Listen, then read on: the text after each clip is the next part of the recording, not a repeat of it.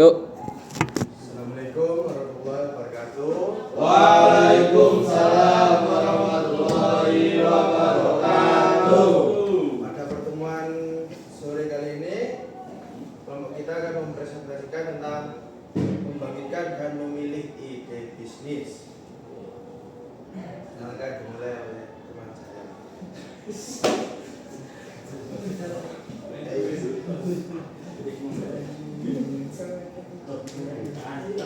Pada topik presentasi hari ini kita akan menjelaskan terkait 4 topik. Yang pertama adalah ide bisnis, yang kedua adalah bagaimana cara membangkitkan ide bisnis, yang ketiga ada kriteria memilih ide bisnis, dan yang keempat proses pemilihan ide bisnis. Apa itu ide bisnis? Ide bisnis dapat diartikan sebagai gagasan awal atau rancangan mengenai suatu produk, layanan atau usaha yang berpotensi menghasilkan nilai ekonomi. Ide bisnis ini muncul bisa dari berbagai hal, misalnya dari kreativitas, pengalaman pribadi, pengalaman terhadap masalah yang ada di sekitar, bahkan juga dari tren pasar dan teknologi. Dengan kata lain, setiap bisnis besar yang kita lihat dari hari ini selalu dimulai dari sebuah ide kecil. Terdapat 2 hal yang harus diperhatikan dalam membangkitkan ide bisnis. Yang pertama ada sumber ide, dan yang kedua ada teknik membangkitkan ide bisnis. Kita membahas yang pertama dulu, yaitu sumber ide bisnis. Itu terlibat 5 hal. Yang pertama bisa dari pengalaman pribadi yang kita alami sendiri. Yang kedua masalah yang dihadapi di masyarakat. Yang ketiga tren pasar dan teknologi yang sedang berkembang. Yang keempat hobi atau minat yang kita miliki. Dan yang kelima observasi terhadap kompetitor yang sudah ada. Dan yang kedua kita membahas tentang teknik membangkitkan ide bisnis. Yang pertama tekniknya itu berupa brainstorming, yaitu menyimpulkan ide sebanyak mungkin tanpa menilai terlebih dahulu. Yang kedua ada mind mapping, yaitu membuat peta pikiran untuk menghubungkan ide-ide yang sudah kita buat. Dan yang ketiga ada scamper, yaitu cara kreatif dengan mengganti, menggabungkan, menyesuaikan, memodifikasi, menggunakan untuk fungsi lain, menghilangkan atau membalikkan konsep. Dan yang terakhir ada design thinking, yaitu yang berfokus pada kebutuhan pengguna dan mencoba menemukan solusi paling inovatif.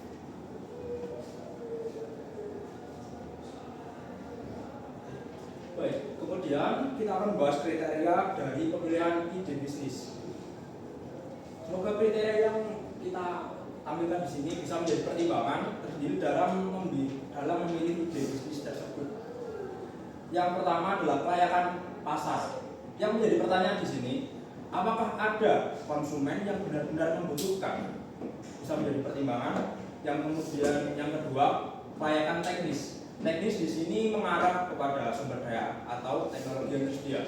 Jadi yang menjadi pertimbangan adalah apakah bisa diwujudkan dengan sumber daya dan teknologi yang tersedia. Kemudian yang ketiga, kelayakan finansial.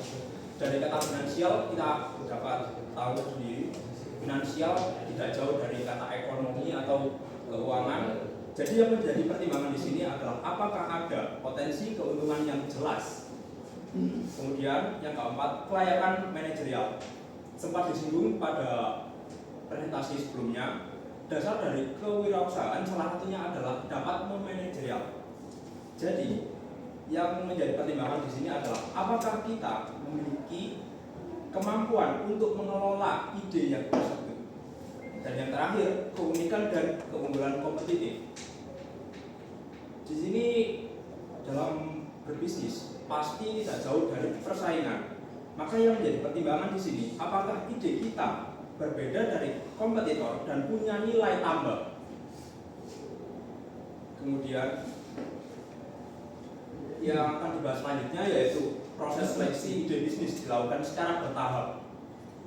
Nah, pasti saat memilih atau membangkitkan ide bisnis, kita memiliki banyak sekali ide. Namun ide yang bersifat random tersebut haruslah diseleksi terlebih dahulu. Berikut metode yang dapat dilakukan, yaitu 1. Menyaring ide awal yang sudah dikumpulkan. Jadi ide yang mungkin tidak masuk dalam kriteria yang saya sebutkan sebelumnya dapat disaring terlebih dahulu. Dan yang kedua, melakukan analisa SWOT yang meliputi menilai kekuatan, kelemahan, peluang, dan ancaman. Dan ketiga, melakukan uji validasi sederhana. Contohnya, dari survei, dari membuat prototipe, atau wawancara langsung dengan konsumennya. Dan yang terakhir, membandingkan ide menggunakan matriks prioritas agar tahu mana ide yang paling penting sekaligus layak untuk dijalankan. Selanjutnya yaitu contoh studi kasus. Ada dua. Yang pertama Gojek dan yang kedua kopi kenangan. Untuk memperjelas, mari kita lihat dua contoh studi kasus. Yang pertama, kasus Gojek. Ide ini lahir dari masalah nyata. Sulitnya orang mencari transportasi ojek di kota besar. Pendiri Gojek kemudian membuat aplikasi yang mempertemukan pengemudi dan penumpang. Karena ide ini benar-benar menjawab kebutuhan pasar. Gojek berkembang menjadi super app dengan layanan transportasi, makanan, pembayaran hingga logistik. Kasus kedua yaitu kopi kenangan. Tren minuman kopi sedang naik daun, namun banyak orang merasa harga kopi di kafe terlalu mahal dan tidak praktis. Dari masalah itu lahirlah konsep kopi kenangan. Kopi enak dengan harga terjangkau, sistem pesan yang cepat, dan lokasi yang strategis. Hasilnya brand ini berkembang pesat di Indonesia dan menjadi salah satu bisnis V&B lokal terbesar. Terakhir yaitu kesimpulan.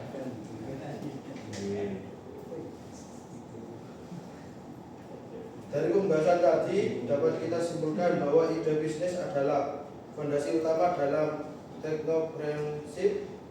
Ide yang baik lahir dari kreativitas, kepekaan terhadap masalah, dan pemahaman tren pasar.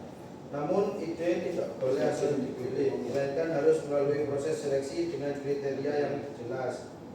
Jika ide dipilih dengan tepat dan dieksekusi dengan baik, ide sederhana pun bisa berkembang menjadi bisnis besar dan berkelanjutan. Contohnya sudah kita lihat pada Gojek dan kopi kenangan.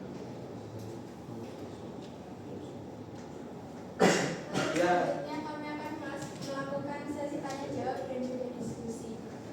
Silakan. Perkenalkan, saya Kurnia. Pada saat yang proses seleksi ide bisnis itu, saya yang poin terakhir itu saya masih belum paham mengenai membandingkan ide menggunakan matriks prioritas itu kayak gimana, terus pokok cara melakukan itu seperti apa gitu loh, supaya saya bisa paham masuk dari poin tersebut.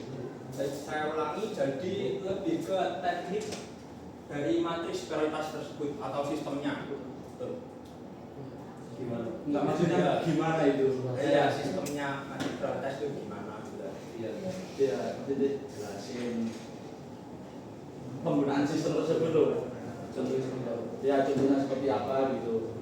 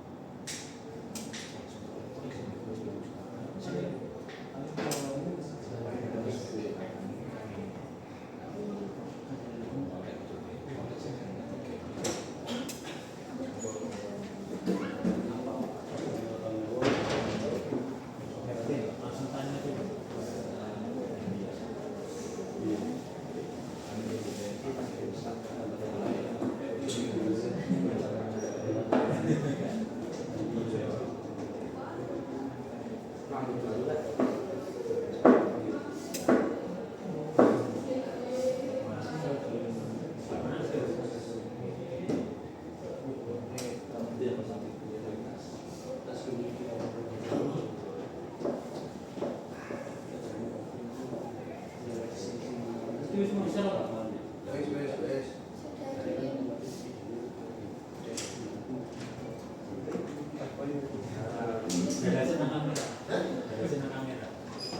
Lambaikan tangan.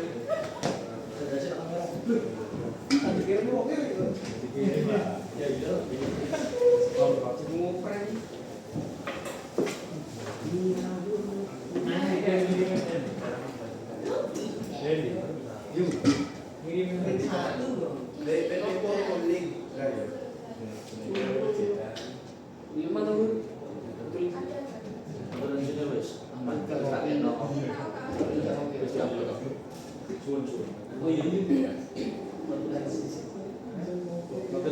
Harus ada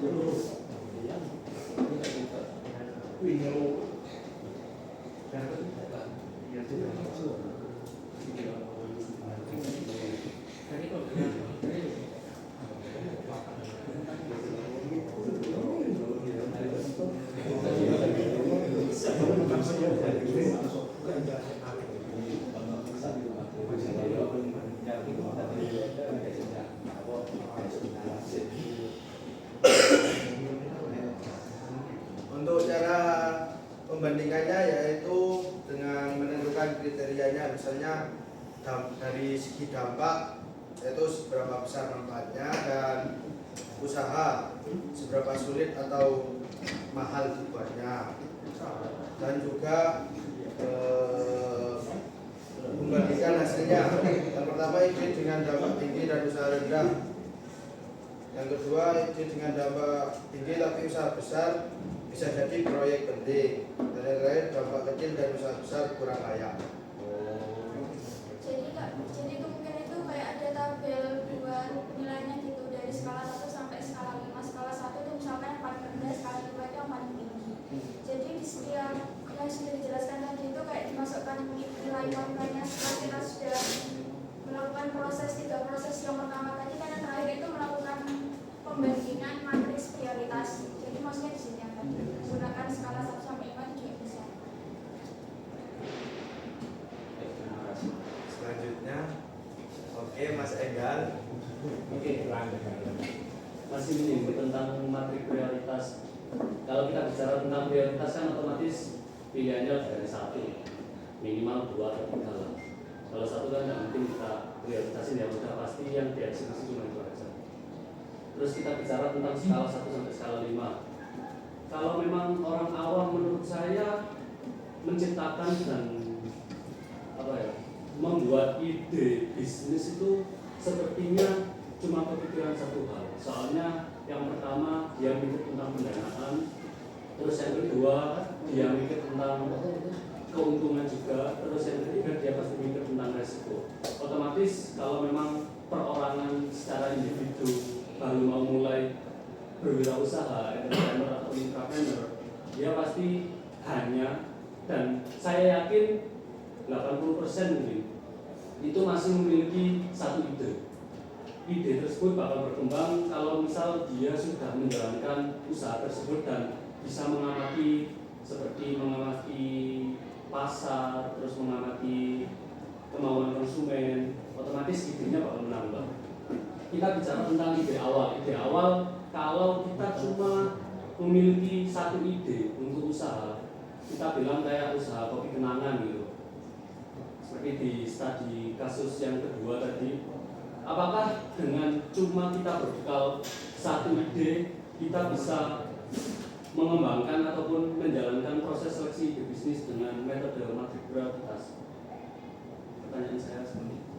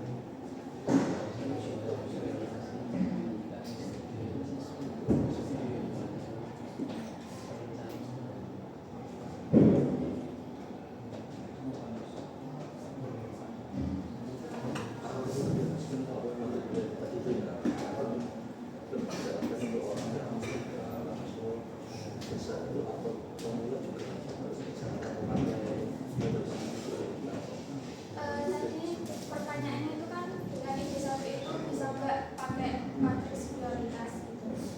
Kalau dari jawaban saya itu nanti kan pasti beda-beda yang pendapatnya. Kalau pendapat saya itu kayaknya bisa, soalnya kan di matriks prioritas itu nggak cuma pakai satu aspek penilaian aja, bukan kita kayak pakai aspek penilaian gitu ya. Itu kan ada dari anggapan kita pakai dampak sama usaha. Dampaknya itu kan kita melihat seberapa besar manfaatnya dan seberapa kecil manfaatnya, dan kalau usaha itu seberapa sulit dan seberapa mahal dibuatnya. Itu kemungkinan kalau misalkan cuma pakai satu ide awal itu kayaknya bisa menggunakan matriks prioritas. Jadi tergantung dari orangnya itu. Kalau misalkan dia udah benar-benar fix pakai ide yang itu, dia kan nggak mungkin stuck di satu tempat gitu. Maksudnya kayak lebih menganalisis semua yang mau dia buat gitu. Entah itu dari yang benar tadi dari resikonya, terus dari peluangnya itu kayak gimana. Itu mungkin juga masuk ke kriteria yang matriks prioritas, bisa dari dampak atau enggak. Mungkin kita ada tambahan.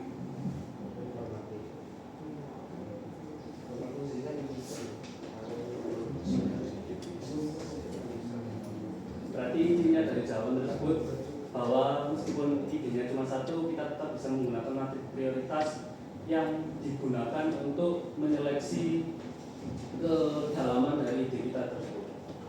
Kurang lebih seperti itu. Kalau weakness itu artinya apa, Mbak? Kelemahan. Weakness itu kelemahan. Kelemahan. Opportunity itu gimana? Dan threat itu ancaman.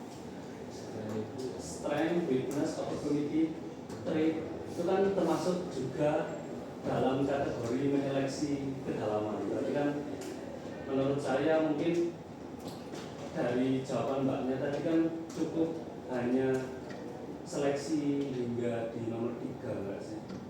Jadi kan tujuannya kalau dijelaskan di awal tadi, kalau matriks prioritas kan dia menyeleksi ide-ide di mana yang mau dieksekusi. Kemudian kalau memang udah fix ide yang mau dieksekusi, dia baru melaksanakan seperti kayak kekurangan, kelemahan, keuntungan.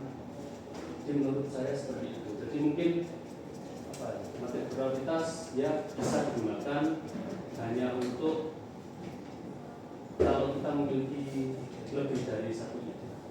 Menurut saya seperti itu. Dari saya cukup. Mungkin ada yang lain.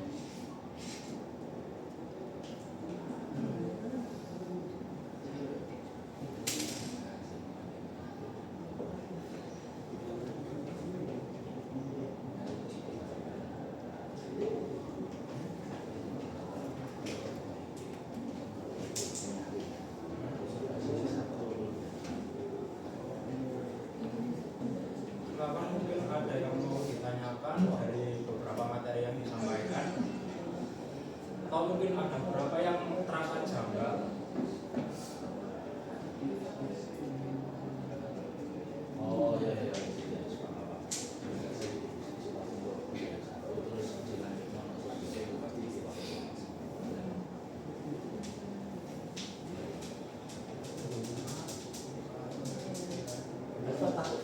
Mungkin Mas Rifat bisa bertanya. Ayo beli ngobrol biasa itu lagi Raffi, oh ini silakan Mas Raffi. Tapi belum sarapan. Bagaimana teknologi kan? Belum sarapan Raffi. Yang di mana?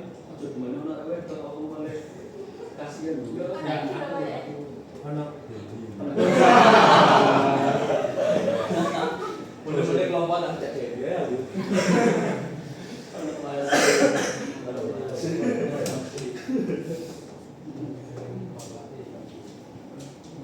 Kamu boleh kan?